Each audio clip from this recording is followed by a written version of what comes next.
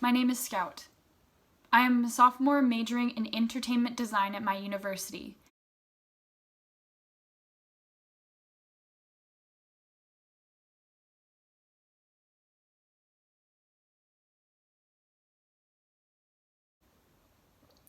Daisy and I came together and recorded this podcast discussing our personal experience at the protest and how social media and documentation of racial disparities implemented in and benefited by whites in our institutions in the United States can spread awareness to the masses and push for change.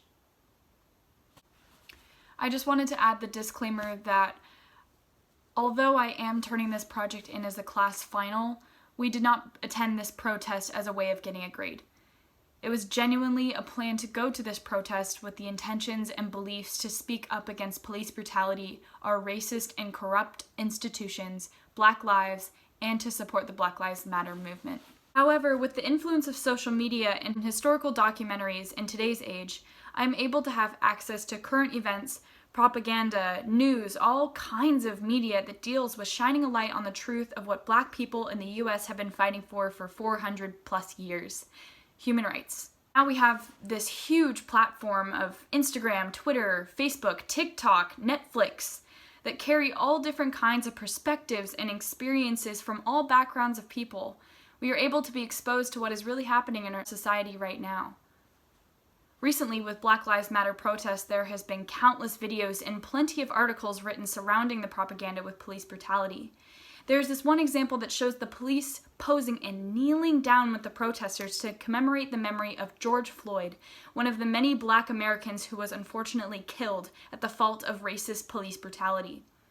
After media outlets got this photo to broadcast to the public to show how our police are so great, it is stated by protesters 20 minutes later, those same police tear-gassed people in the face. And the only reason why people found out about that wasn't because channels were broadcasting it, but because people who were a part of the protesting recorded it and shared it with their friends, who shared it with their friends, and it spread like wildfire. That is just one example amongst many that is happening in cities all around our country every day. Now, from the Black Lives Matter protests that Daisy and I experienced in North Bend that was beautifully organized by high school students, thankfully remained peaceful without the violence against protesters seen erupting at some of the other protests that are happening around our country. However, we were still surrounded by more police than I have ever seen in such a small area.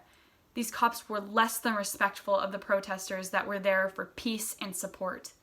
What I mean by that is, there were some cops that objectively had an overall negative and unsupportive attitude of the protesters. There were cops on literal tops of buildings looking down at all of us. If that isn't a perfect representation of the corrupt hierarchy that the police system holds against the people they claim to protect and serve, then I don't know what is. They just stood there,